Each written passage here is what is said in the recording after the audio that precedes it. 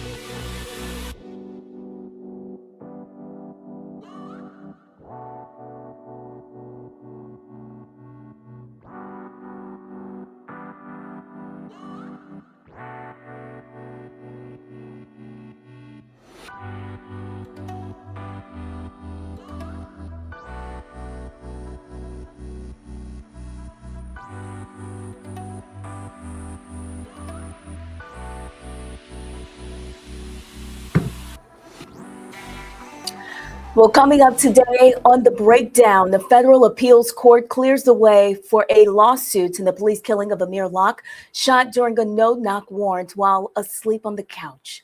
And the National Guard will remain on the streets of Washington, D.C.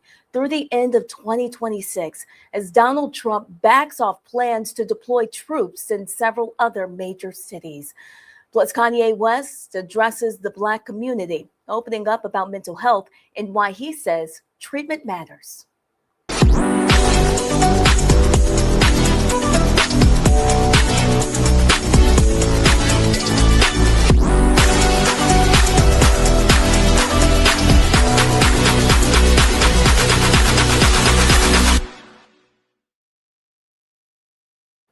Welcome. Today is Tuesday, January 27th, and we are so happy that you're here with us. We have a lot to cover on the breakdown with Brittany Noble, so let's get started. The U.S. Court of Appeals for the Eighth Circuit has ruled a lawsuit involving the police killing of Amir Locke can move forward now. Locke was asleep on his cousin's couch in Minneapolis in February of 2022 when a SWAT team executed a no-knock warrant. He was not the person that officers were looking for and was shot and killed by an officer seconds after police entered. His parents are suing the city of Minneapolis, alleging violations of his constitutional rights and a broader pattern of excessive force and improper use of no-knock warrants by the Minneapolis Police Department. So tonight, Roland Martin will talk exclusively with Amir Locke's mother, Karen. That's happening at 7 p.m. Eastern on the Black Star Network. You will not want to miss that conversation on Roland Martin Unfiltered. Also, Maryland Congressman Kwaisi Mfume is introducing a new bill. It will make it easier for Americans to track their mail-in ballots. The goal is to increase the transparency of mail-in ballots in hopes of boosting the confidence in our elections. This will also help Americans verify that their votes are counted. The Vote by Mail Tracking Act will add an official logo and standardized tracking barcodes to each mail-in ballot. This will allow voters to track their ballot status. Well, the National Guard will be on the streets of Washington, D.C. until the end of 2026. Meanwhile, Trump has at least temporarily dropped his push to deploy National Guard troops in Chicago, Los Angeles, and Portland, Oregon, which had provoked legal challenges. He has also backed off from his threat to invoke the Insurrection Act to deploy troops to quell protests in Minnesota. Since Washington is a congressionally established federal district, as president, Trump can directly control the police and D.C. National Guard. This has enabled him to sidestep the legal challenges that he has faced in other states. Trump activated 800 members of D.C. National Guard in August under an emergency order. Those numbers were quickly augmented by troops from states run by Republican governors. The Florida legislators' Democratic Black Caucus is calling out Attorney General James Upmeyer. They want Governor Ron DeSantis to remove him from his post. This comes after his office says he will not enforce or demand affirmative action laws. 28 Democratic members of the Black Caucus stood together last week on the Capitol Rotunda to sound the alarm on his decision rooted in a 2023 U.S. Supreme Court affirmative action decision related to college admissions. Also, more Democrats are pushing for the impeachment of Homeland Security Secretary Kristi Noem. This is following another fatal shooting by federal immigration authorities in Minneapolis. Democrat Senator Jackie Rosen says her department's latest attempt to mislead the American public regarding the killing of Alex Preddy is shameful, and she must be impeached and removed from office immediately. Both of the shootings have sparked massive backlash over President Trump's immigration agenda, which is losing MAGA support. Democratic Congresswoman Doris Matsui is also calling for impeachment of Noem. Here's what she's saying.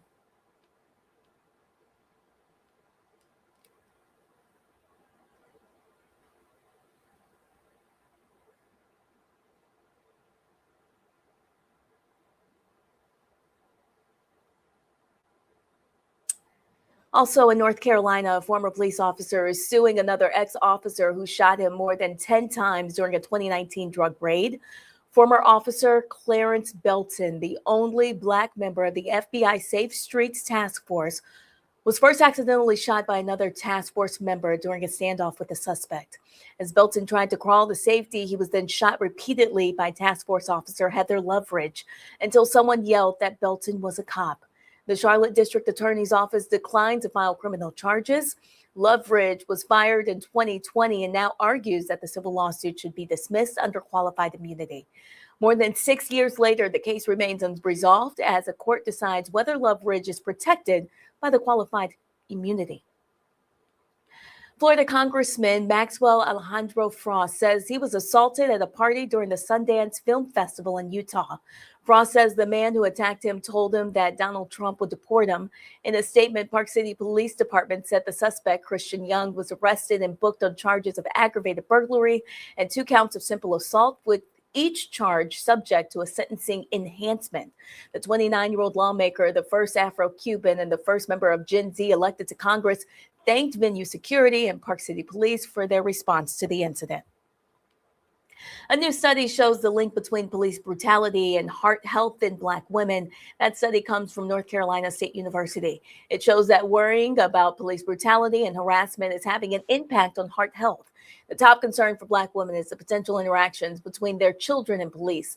The study examined 422 Black women between 36 and 46. During the study, the women were asked questions, including concerns about their own future interactions with police, their experiences with law enforcement, and concerns for their children's future. Researchers found the related stressors contributed to higher risk of heart disease and hypertension through chronic stress and experiencing or fear of police misconduct. Actor Quentin Aaron, best known for his role as Michael Orr in The Blind Side, collapsed at his Atlanta home. He was on life support while doctors treated him for a blood infection. His wife says he's now partially breathing on his own. He has opened his eyes and was able to give doctors a thumbs up, though doctors are still working to determine the cause of his condition. A GoFundMe launched to help cover medical expenses has surpassed his $35,000 goal, as Aaron faces a long recovery that could include physical therapy and relearning how to walk. Well, rapper Kanye West is opening up about his mental health in the full-page letter published in the Wall Street Journal. West says a brain injury from a car accident decades ago contributed to his bipolar disorder diagnosis, which he says did not come until 2023. He also describes a month-long manic episode in early 2025 that he says upended his life. In the letter, West addresses the Black community directly, acknowledging its role in his success and expressing regret for letting people down. The statement is sparking renewed conversations about mental health, accountability, and the stigma in the Black community. Well, Black women-led skincare brand Topicals has closed another round of funding, continuing its rapid growth in the beauty industry. It was founded in 2020 by Olamide Olaway. The brand was created out of her search for effective solutions for hyperpigmentation, eczema, and dark spots, conditions that disproportionately affect people of color. The latest funding round is backed by Angel Reese, who Forbes lists among the top paid women athletes of last year, and Nigerian global music star Rema. Since its launch, Topicals has raised more than $22.6 million and built a loyal following through its culturally attuned branding with an intentional focus on inclusive skincare. Well, coming up ahead on the breakdown, with two fatal federal shootings in Minneapolis in just a couple of weeks, WURD radio host Dr. James Peterson will connect those deaths to a bigger picture how violence in America is ordered and who gets public sympathy or outrage. That story is coming up after the break. And remember, for more news headlines and in-depth coverage 24 hours a day, please visit us at the Black Star Network. We are your source for stories that matter to our community. We'll be right back. You're watching The Breakdown with Brittany Noble on the Black Star Network.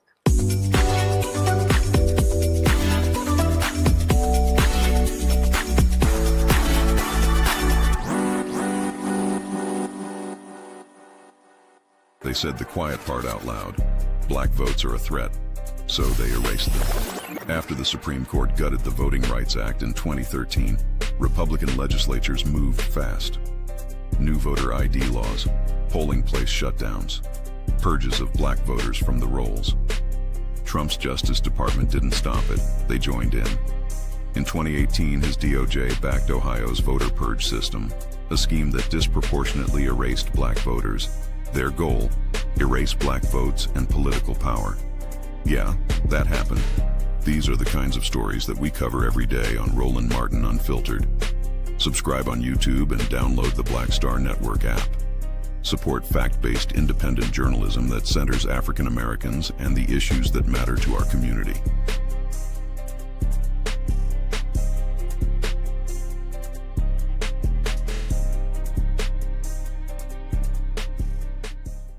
If in this country right now, you have people get up in the morning and the only thing they can think about is how many people they can hurt, and they got the power, that's the time for mourning. For better or worse, what makes America special, it's that legal system that's supposed to protect minorities from the tyranny of the majority. We are at a point of a moral emergency. We must raise a voice of outrage. We must raise a voice of compassion. And we must raise a voice of unity. We are not in a crisis of party versus party. We are in a crisis of civilization, a human rights crisis, and a crisis of democracy itself. And guess what? You've been chosen to make sure that those that would destroy, those that would hate, don't have the final say, and they don't ultimately win. What's happening? This is your man, Motown recording artist Kim. You are watching the Black Star Network.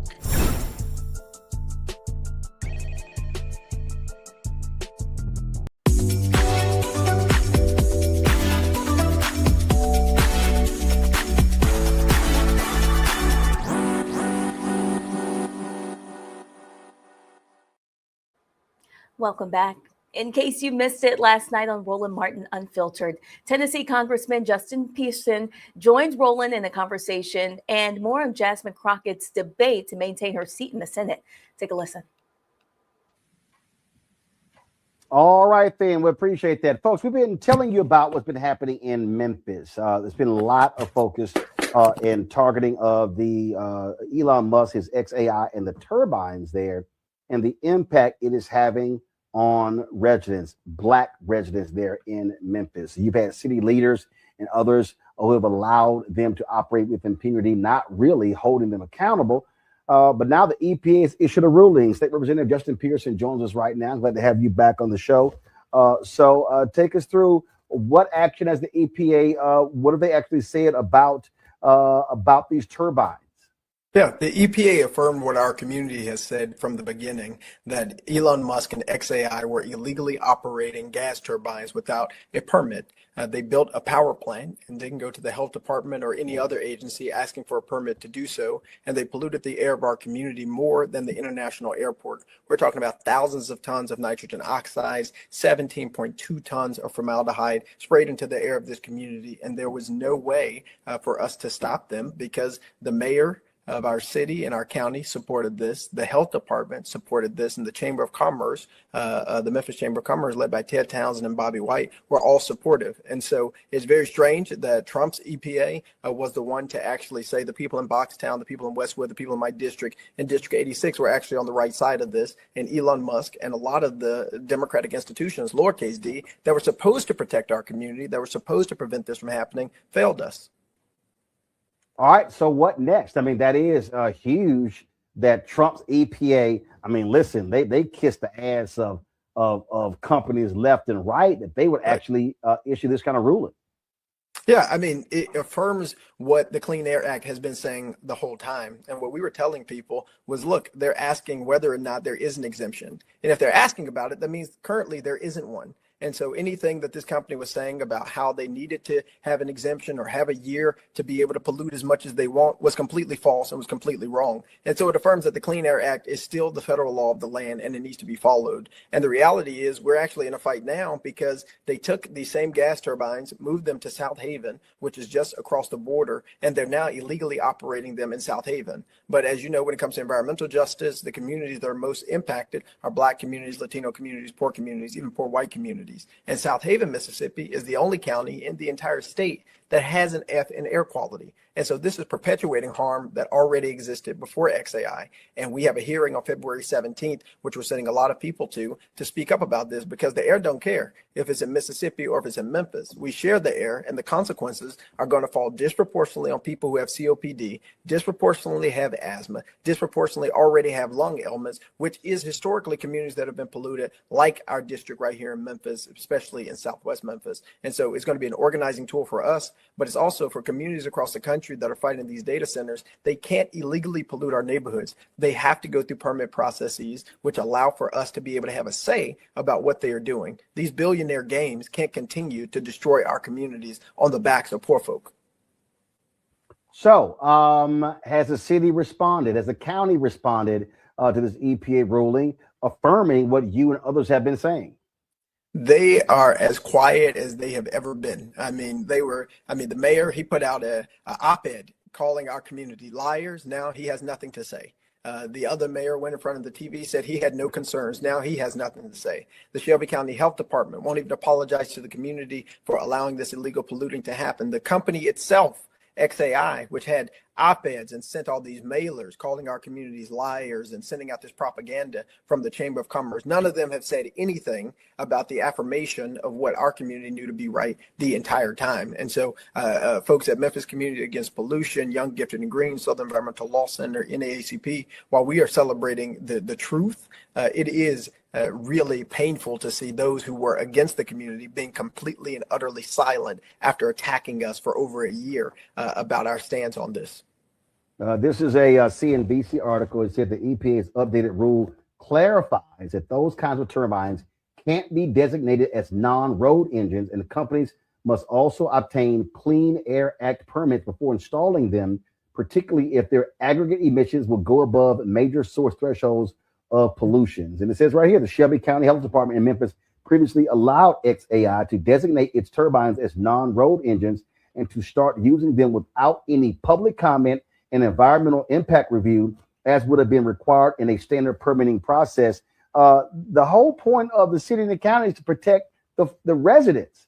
These are the people. So I would hope, first of all, you got some elections coming up there. I would hope this is going to be an issue at the ballot box for the folk who don't give a damn about the air quality of the residents. Absolutely. And we got these elections coming up here in May, on May 5th.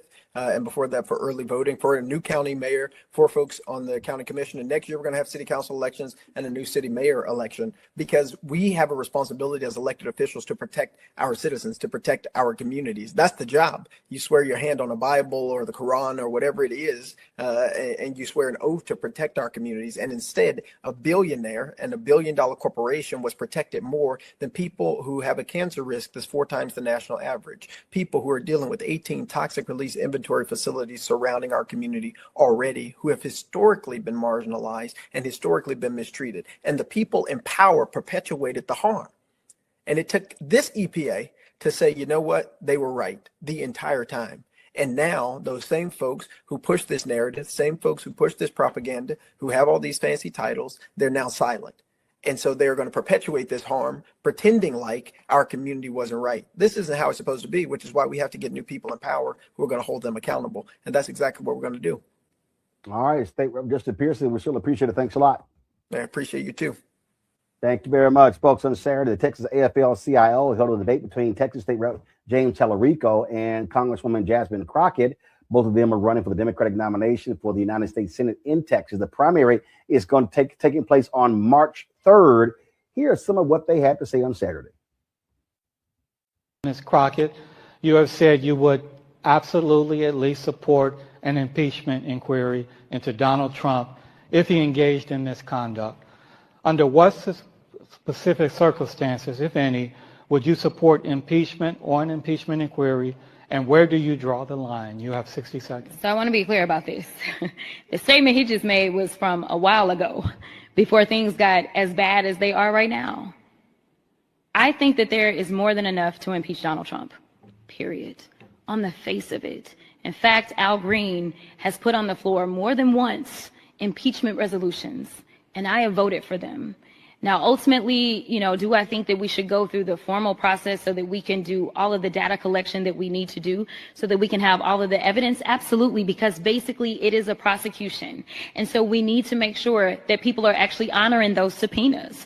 We need to get all of the information. And so I think that we should start at an impeachment inquiry. We should go and get all of the information. We should allow the American people to hear and see that information, call their representatives, urge them to make the votes. And then ultimately, if we feel like there is enough evidence that has been presented in committee, which it most likely would be judiciary where I currently serve, then we take that vote. We take it to the entire House floor. Now, there are those that say there is no point because we impeached him twice and then he ultimately did not get convicted. Is that where you're going? Ms. Crockett, but name one thing specifically that he should be impeached for.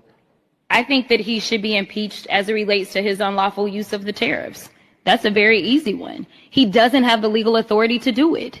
He, everything else as it relates to his legal authority, I think the courts have stopped him, whether we're talking about birthright citizenship and some others, but the courts have not yet weighed in specifically on the impeachments. The tariffs. All right. Mr. Tallarico, while you have been critical of Donald Trump, you have not publicly called for impeachment. If elected to the Senate, under what specific circumstances, if any, would you support impeachment or an impeachment inquiry? And where do you draw the line? You have 60 seconds. I think the administration has certainly committed impeachable offenses, particularly when it comes to using their public roles to enrich themselves. I will conduct myself in any impeachment proceedings in the United States Senate just as I did in the Texas legislature when impeachment charges were brought against our corrupt Attorney General. I evaluated all the evidence. I said it was the most serious vote I ever casted because I was removing a duly elected public official from office. The person who I voted to impeach is now running for this Senate seat on the other side of the aisle. And it should underscore the importance of stopping a Senator Ken Paxton, maybe the most corrupt politician in America, and that's saying something.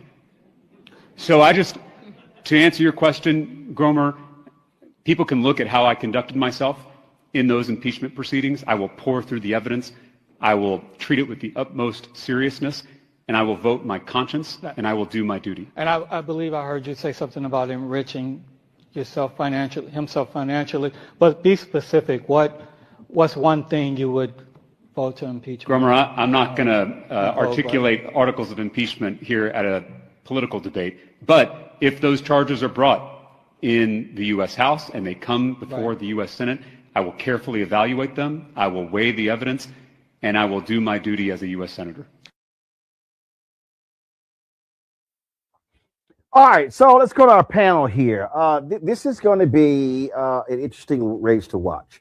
And the thing that just jumps out to me at the most here, it sort of just trips me out, Joy, is when I look at these progressives who are acting a fool and understand Tallarico has the right to run, Crockett has the right to run, others have dropped out. And guess what? You let them run. They didn't attack each other in the debate.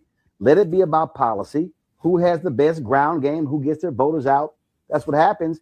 And if your candidate doesn't win on March 3rd, you know what you do? You consolidate. You get behind the winner. And you say, let's take down who's going to be the Republican running, whether it's incumbent John Cornyn, Congressman Wesley Hunt, or it's the...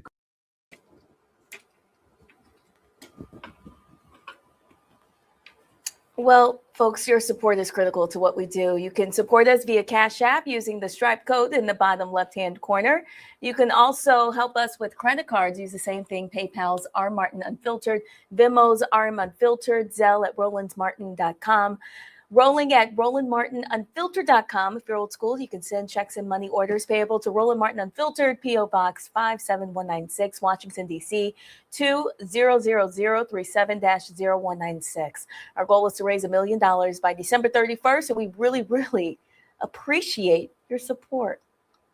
Stay with us. We have much more coming up after the break on The Breakdown, streaming live on the Black Star Network.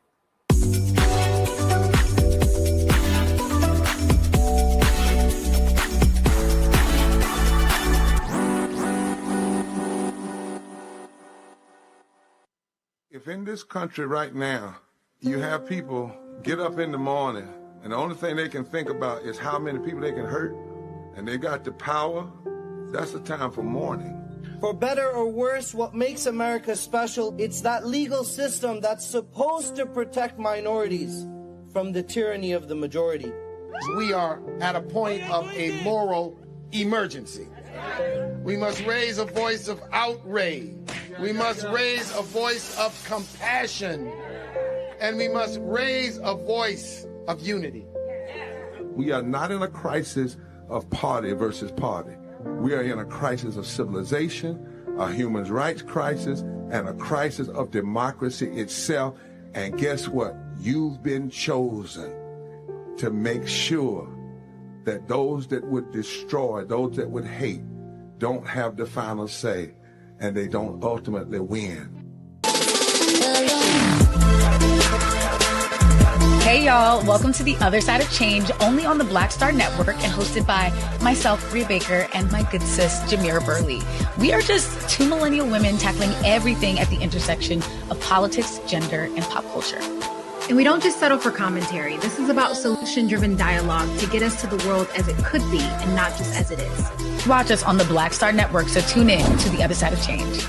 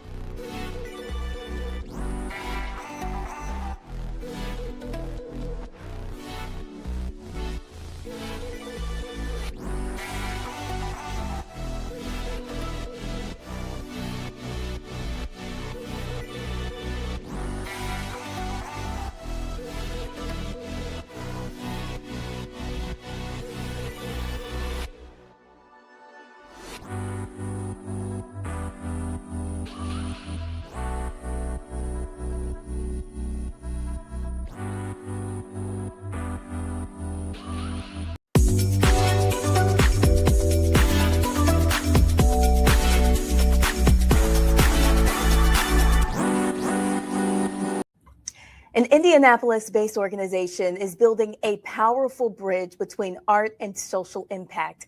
Gang Gang is on a mission to center beauty, equity, and culture using art to challenge mindsets and connect people across different backgrounds, races, religions, and lived experiences.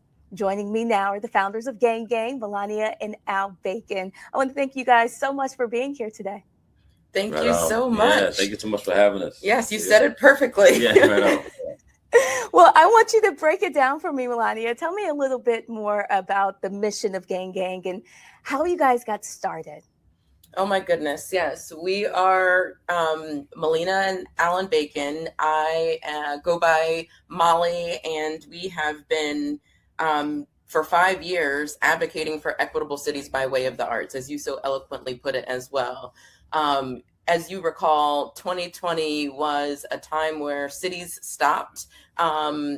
People were in crisis, cities were in crisis, and we asked ourselves, what is the answer here? What do we know to be true? Our careers, our experiences, our kind of innate mantra told us to turn to the artists. Yeah, and if everything 2020 was about what separates people, we knew art and culture would be the thing to bring people together. So that was the impetus of Gang Gang. And, our mission is to center beauty, equity, and culture in cities by activating creative economies. So we get to tell cool stories, protect, produce, preserve culture and histories and all the things. It's really fun work that intersects, which is about every aspect of life.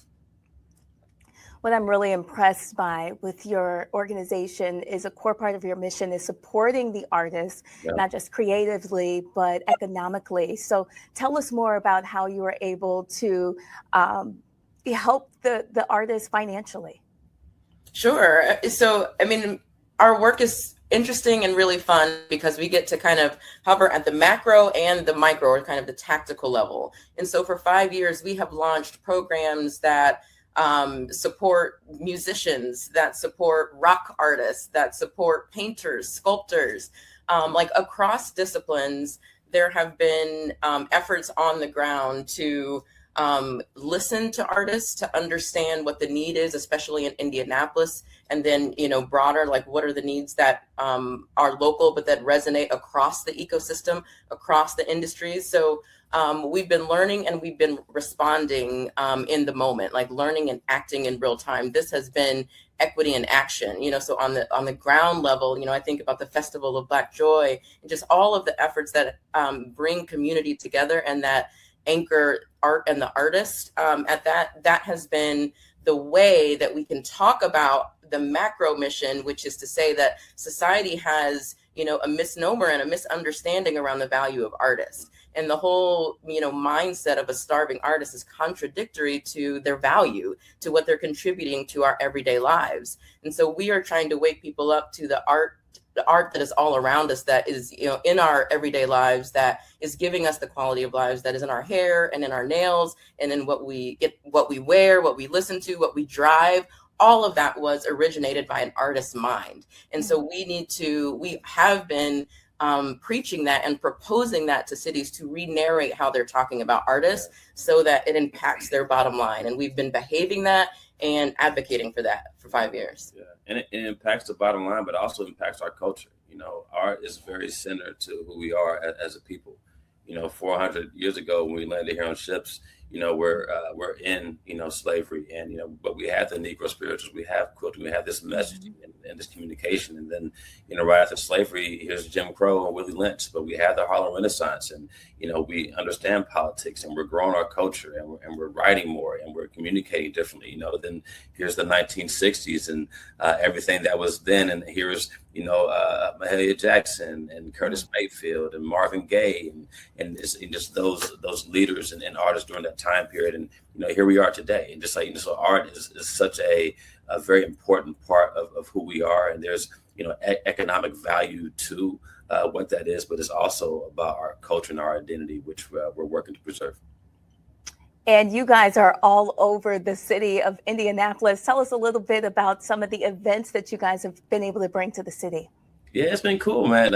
Working out of Indianapolis, and just one of our first really big opportunities was creative directors of March Madness when the NCAA ascended the tournament on, our city, for the entirety of the tournament. And we curated over 260 live performances that happened within the 4-week week period. And, just having opportunities like that has been amazing, working out of, what is the sports capital of the world. And we get to host so many amazing events here in Indianapolis. Probably our most visible output of Gang so far has been Butter Fine Art Fair. Yeah. Butter Fine Art Fair. We launched it in 2020.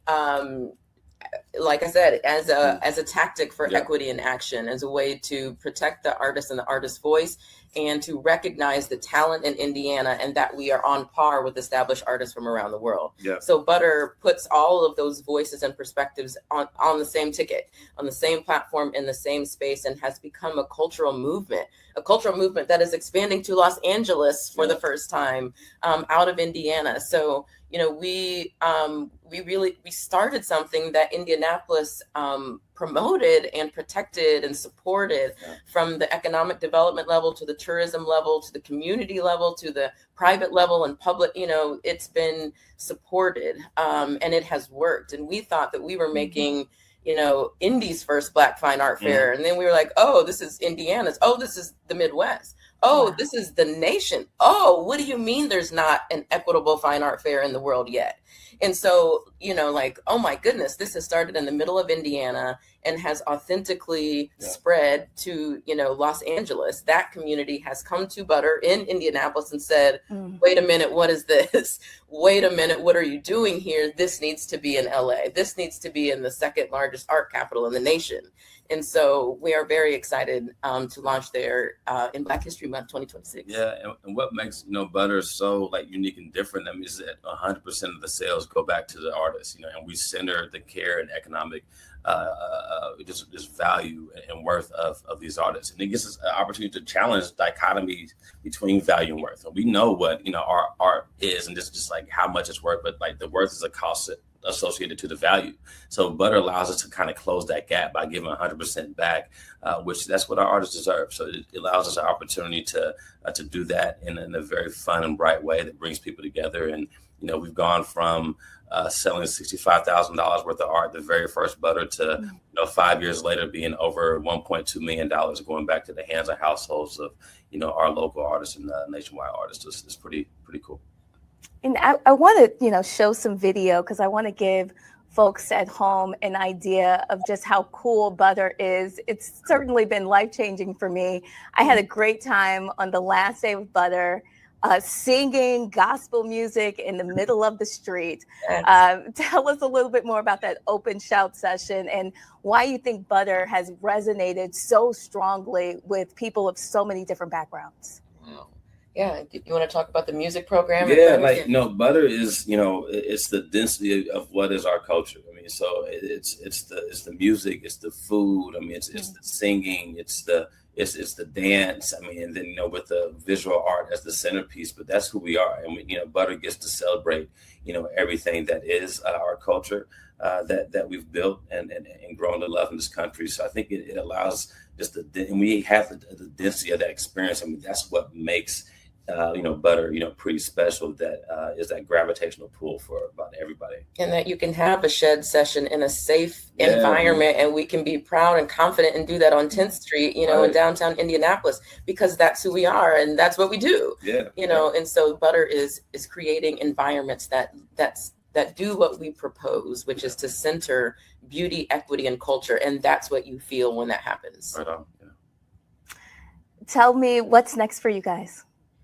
Well, we are spreading the word about the spread of Butter. We are inviting the world, the culture, to join us February 26th through March 1st in Inglewood. This is Inglewood's first Black Fine Art Fair. We are so excited. Let's go. Has welcomed us. The Inglewood Unified School District is on board. There's going to be an education day. And so this is an important moment for the arts and moment for art fairs. We are disrupting the model. To come to LA Art Week and to introduce a fair is bold at all, but to say, this is the Black Art Fair, this is the fair with a cause. This is the fair that's accessible, so it is important to support this effort. And so we hope to see everybody February 26th through March 1 in Inglewood. and support gang gang. Yeah, right. Support gang gang. Support gang gang. Sustain gang gang and voices that are advocating for the value and the worth of artists and cultural and creative entrepreneurs. Well, I want to thank you both for joining us on the breakdown. And for folks at home to learn more about Gang Gang and the programs they host or how you can be a part of the movement, just go to their website, ganggangculture.com. Molly Bacon and Al Bacon, thank you so much for joining us. And thank you for the work that you're doing to center culture and community. Thank you so much. Thank you for the time. Yes. Really appreciate it. Thank you.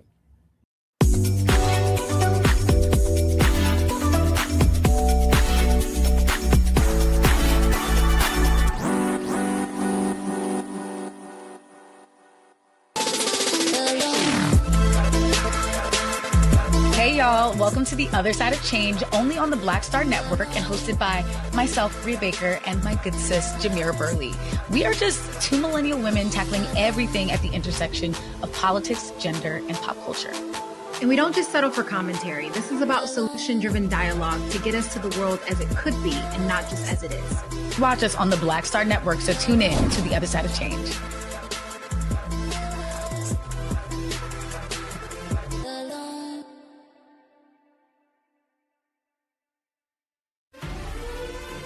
Violent white supremacy is, quote, the most persistent and lethal threat in the homeland. The greatest terrorist threat to the homeland is the homegrown violence stream, including hate crime committed on behalf of some kind of white supremacist ideology. They are coming after everything in Black America. MAGA and Donald Trump are specifically targeting Black America. They are going after the money. Attack Black Lives Matter. Attack critical race theory. Attack woke, DEI. MAGA wants to defund Black America. This is a perfect example of their desire to completely degrade and de-emphasize Black people.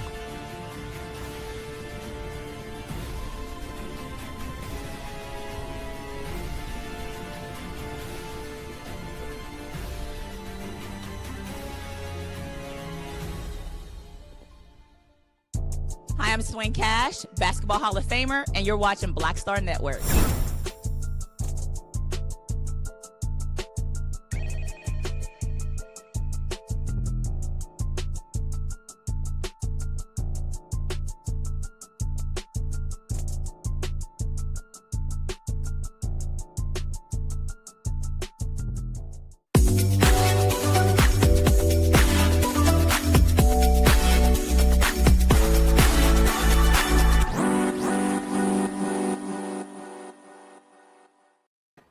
Welcome back. Our nation's democracy is currently under attack with 2 fatal shootings within a month in Minnesota. Matters only seem to get worse. WURD radio host and educator Dr. James Peterson's new opinion piece connects those shootings to broader issues of authoritarian nationalism, but also to shine a light on the history behind who receives public outrage and sympathy after a deadly encounter with law enforcement. Dr. James Peterson, we want to thank you for joining us today on The Breakdown.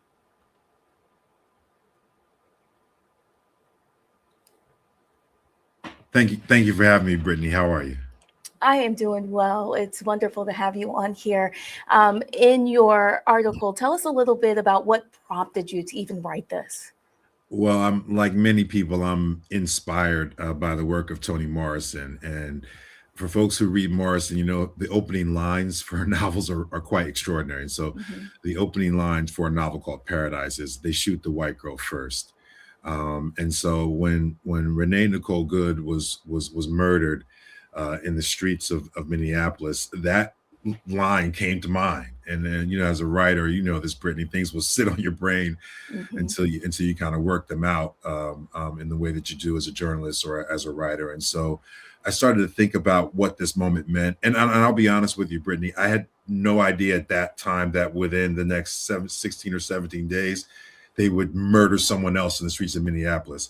But what I didn't know was that was a watershed moment, that was going to get the attention, the eyes and the ears of white America in ways that even George Floyd didn't, right? That was going to chart a course for this nation, that the kind of brutality that Black and brown folks suffer under the boot of this iteration of America's anti-immigration policies through ICE and otherwise. Black and brown folks experience this all the time.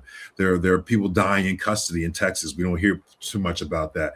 The 5-year-old boy, we did hear about that, but there are things happening to Black and Latino and Hispanic communities that maybe the broader community is not always experiencing. But the shooting and killing of Renee Good, the shooting of Mr. Prey this past weekend, those things are going to strike a different chord. It shatters the veneer of safety for many white Americans who maybe in the campaign supported some semblance of an anti-immigration campaign, a deportation campaign. But when it looks like this, I think they have to respond to it and think about it differently. You write that George Floyd was killed not too far away from where Good died. Talk about the broader issues of authoritarian nationalism, now amplified by an erosion of public faith. Just to be clear, Black America has yet to recover from the issues raised by the Black Lives Matter movement, including Natasha McKinney, including the death of George Floyd and many, many others, right?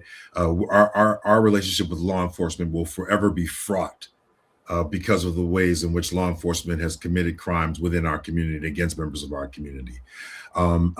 We always want to draw attention to these issues, always. But we're in a moment right now under the boot of this particular administration, particularly its anti-immigration policies and the deputizing, essentially, of undertrained federal officers through the ICE agency. We're seeing a level of tyranny that I think is more rampant and more regularized than most white folks in this country are used to. And so this is a moment of potential solidarity, Brittany. And I don't want to be like, we told you so, but Black folks have every right to say right now, like, they're going to shoot a white woman, they're going to shoot a white guy, they're going to shoot anybody, right? Black folks have the right to say right now, we told you so.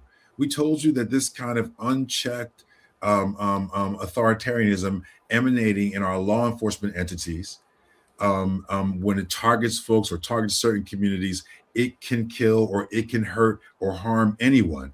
We've been saying this for decades now. And so it's not chickens coming home to roost. We're not, I told you so. We're saying, hey, welcome to the fight.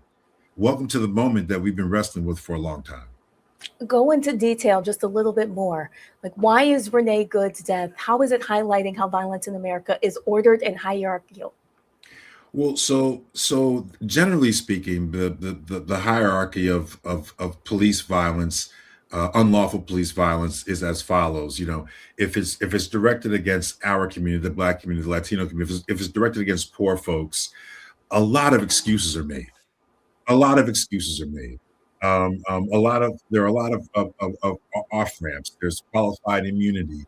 There are unions with big budgets. And then even when folks do sue to get some kind of recourse, it's taxpayers that foot the bill. So when it happens in our community, it does, still continues to happen in our community. When law enforcement behaves badly in our community, when police brutality harms someone in our community, there are lots of different checks and balances against us seeking and pursuing justice. Unfortunately, what they have trained and practiced doing in our communities, which is at times killing people within the Black community, killing people within the poor Black and Latino communities with impunity, they've practiced it enough now, Brittany, that they can do it at this large scale. They can kill middle-class white folks. They can kill an ICU veterans nurse, and they still haven't released the identity of the person who actually shot him. Right? Think about how unconscionable this is, Brittany. We do know that Jonathan Ross killed Renee Good, but as of right now, we do not know the names of the ICE agents who we've all seen on video shoot Mr. Preddy to death in the streets. That kind of impunity, again, it's sadly and tragically, it is not unfamiliar to members of the Black community, right? We had to fight to get every name of every law enforcement officer who put his boot on the neck of an innocent, unarmed Black person. But again, they practice in our communities what they're doing now on a large scale. That is where that authoritarianism sort of comes into play. This is a nation right now that has a president at the helm that is leading a movement that believes in a white ethno-nationalist state, right? They believe that this country really is just for white folks. There's always been people here who believe that, Brittany.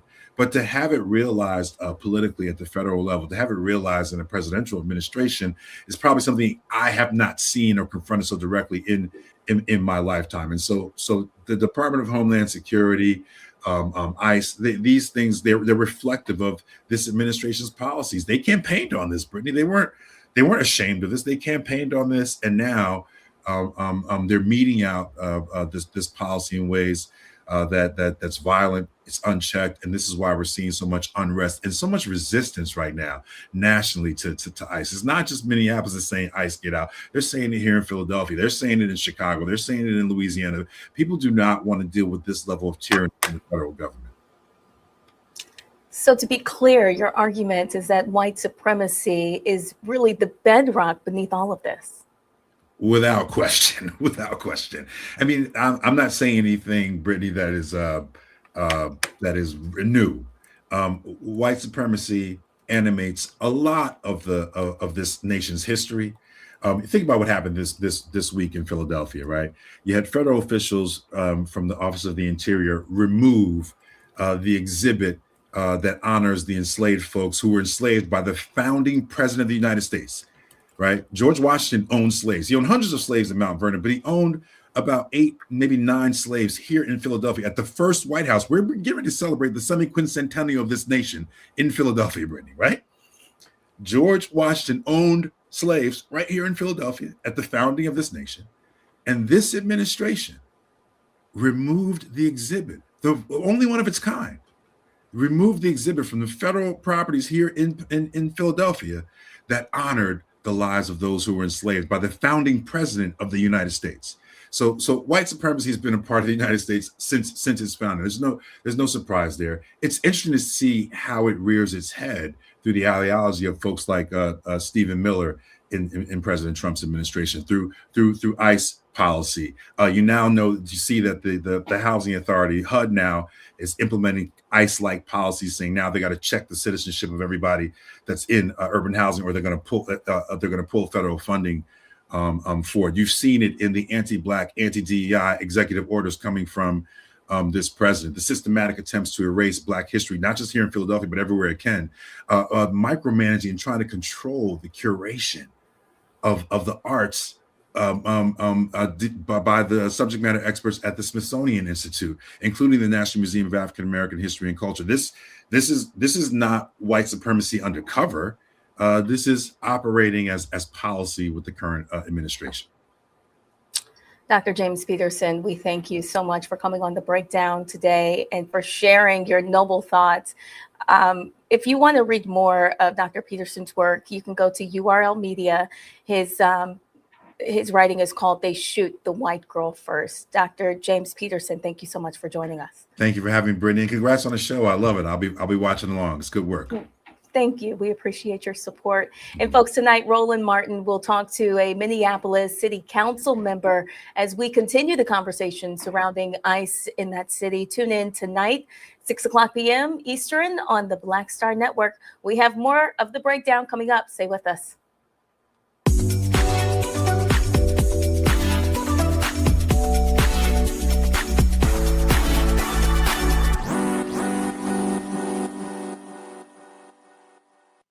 If in this country right now, you have people get up in the morning and the only thing they can think about is how many people they can hurt, and they got the power, that's the time for mourning. For better or worse, what makes America special, it's that legal system that's supposed to protect minorities from the tyranny of the majority. We are at a point of a moral emergency. We must raise a voice of outrage. We must raise a voice of compassion. And we must raise a voice of unity. We are not in a crisis of party versus party. We are in a crisis of civilization, a human rights crisis, and a crisis of democracy itself. And guess what? You've been chosen to make sure that those that would destroy, those that would hate, don't have the final say, and they don't ultimately win. Hey, y'all. Welcome to The Other Side of Change, only on the Black Star Network and hosted by myself, Bria Baker, and my good sis, Jamira Burley. We are just two millennial women tackling everything at the intersection of politics, gender, and pop culture. And we don't just settle for commentary. This is about solution-driven dialogue to get us to the world as it could be and not just as it is. Watch us on the Black Star Network, so tune in to The Other Side of Change.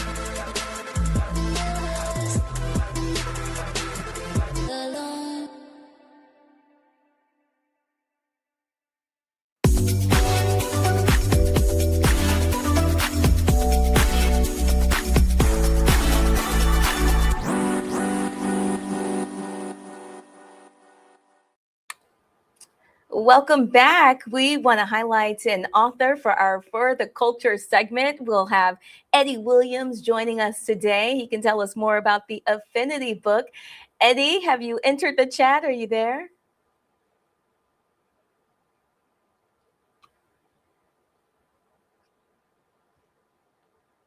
I know my producer is working hard on the other end, trying to make sure that Eddie can come up, and we will give them just a second, folks. While we have a moment, we just want to remind you that we truly appreciate your support here on the Black Star Network. You can always go to our website, theblacknetwork.com, and view stories there 24 hours a day.